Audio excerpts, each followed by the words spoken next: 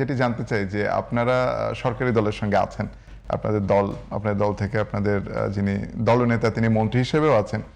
সব মিলে আপনার কাছে কি মনে হয় যে 5 আগস্টের আগে এখনকার সরকারি বিরোধী দল সহ অন্যান্য যে সকল দল ছিল আপনারা একসঙ্গে আন্দোলন করেছেন, 5 আগস্ট পরবর্তী ঐকমত্য কমিশনে আপনাদের সহ অবস্থান, একত্রে আলোচনা এবং এখনকার সংসদ এবং সেই সংসদ শুরু হওয়ার 2 থেকে 2.5 মাসের মধ্যে আবারও বিরোধী দল মোটামুটি রাজপথে তাদের কর্মসূচি চালিয়ে যাচ্ছে বিরোধী জোট, সব মিলে আপনার কি মনে হয় যে এত দ্রুত এই যে দূরত্ব বাড়ছে সেটির কারণ কি? আসলে দেখেন, এই যে আপনি প্রশ্নটি করলেন না যে আপনারা সরকারের অংশ বা সরকারে আছেন, হ্যাঁ, সুতরাং সরকারের সাথে যে বিরোধী দলের একটা দূরত্ব, এই যে দেখেন, এই যে দেখার একটা দৃষ্টিভঙ্গি, এই দৃষ্টিভঙ্গিটা আসলে কিভাবে তৈরি হলো?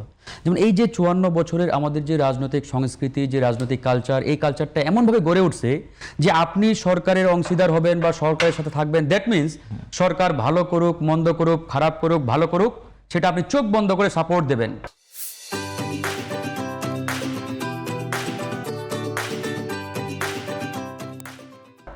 একই সাথে আপনি সরকারে থাকবেন না, দ্যাট মিনস আপনি সরকারের প্রত্যেকটা কাজের বিরোধিতা করবেন, সেটা হোক ভালো কিংবা মন্দ।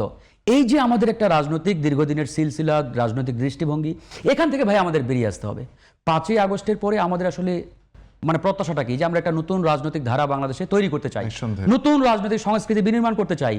এখানে এই জন্য আমি কথাটা বললাম যে আপনি যখন আমাকে আঙ্গুল দিয়ে বললেন যে আপনারা সরকারের অংশ, হ্যাঁ দেখেন, আমরা কিন্তু এই সরকারের একটা ক্ষুদ্র অংশের একটা ক্ষুদ্র অংশ। তার মানে এই নয় যে সরকার একটা জনগণ বিরোধী সিদ্ধান্ত নেবে আর এটাকে আমরা অ্যাপ্রিসিয়েট করব, সাপোর্ট দেবো। ভাই 5ই আগস্টের আগে যে রাজনৈতিক ধারা, যে রাজনৈতিক কালচার, যে রাজনৈতিক প্র্যাকটিস, এটা আমরা 5ই আগস্টের পরে আর দেখতে চাই না, রাখতেও চাই না। আমরা সরকারের অংশ হই কিংবা না হই, সরকারের প্রত্যেকটা ভালো কাজের আমরা সমর্থন জানাবো, অ্যাপ্রিসিয়েট করব। আবার সরকার যদি একটা জনগণ বিরোধী সিদ্ধান্ত নেই, আমরা কিন্তু সবার আগে কড়া সমালোচনা করব। এটাই নতুন রাজনৈতিক বন্দোবস্ত, এটাই 5ই আগস্ট, এটাই জুলাই গণঅভ্যুত্থানের মূল স্পিরিট। এবার আসেন, সরকারের বয়স হবে মাত্র 2 মাস।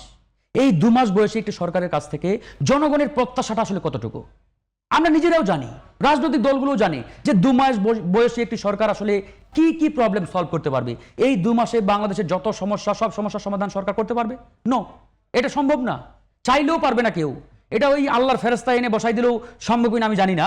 সুতরাং এটা পৃথিবীর কোনো মানবের পক্ষে এই 2 মাসে একটা রাষ্ট্রের, একটা দেশের সকল সমস্যা এই 2 মাসের মধ্যে মানে সমাধান করা সো মাচ ডিফিকাল্ট, এক প্রকারে অসম্ভব বলা যায়।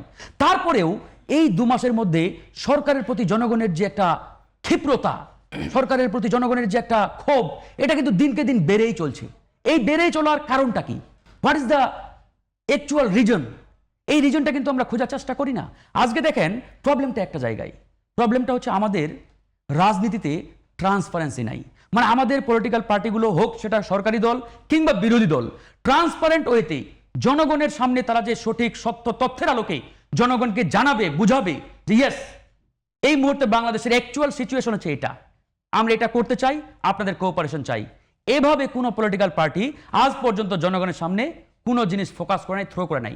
যেমন ধরেন এখন পার্লামেন্টের অধিবেশন চলছে, জাতীয় সংসদে দাঁড়িয়ে একজন মিনিস্টার বললেন আমাদের 3 মাসের তেলের রিজার্ভ আছে।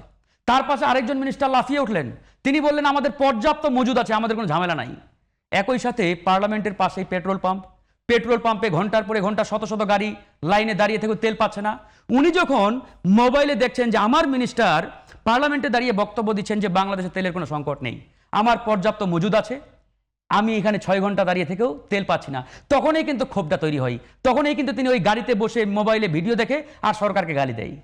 এই জন্যই আমরা বলি যে আপনারা বিগত 54 বছর কিংবা এই যে গত 17 বছরের যে রাজনৈতিক অ্যাক্টিভিটি, যে কালচার, যে প্র্যাকটিস আওয়ামী লীগ করে গেছে, ওই ধারা আপনারা চর্চা করার চেষ্টা করবেন না।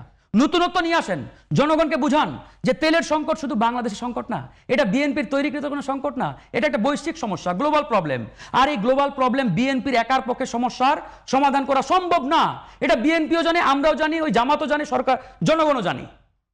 কিন্তু জনগণকে আপনি যখন ট্রান্সপারেন্ট হইতে বুঝাবেন যে ভাই এই গ্লোবাল প্রবলেম সলভ করতে হলে আপনাদের কোঅপারেশন দরকার, আপনাদের সহযোগিতা দরকার, জনগণ 100% আপনাকে সহযোগিতা করবে। কিন্তু কখন জনগণ গালি দেয়? ওই যে বললাম, বক্তব্য দেওয়ার ক্ষেত্রে, তথ্য উপস্থাপনের ক্ষেত্রে আপনি ট্রান্সপারেন্ট না, আপনি মিথ্যা তথ্যের আশ্রয় নিয়ে জনগণকে বোকা বানানোর চেষ্টা করছেন। এই যে বোকা বানানোর রাজনীতি, এখান থেকে ভাই ফিরে আসতে হবে। এই 54 বছর প্রত্যেকটা রাজনৈতিক দল যারা বিগত সময়ে ক্ষমতায় ছিল, প্রত্যেকটা রাজনৈতিক দল জনগণকে বোকা বানিয়ে তারা তাদের স্বার্থ হাসিল করেছে।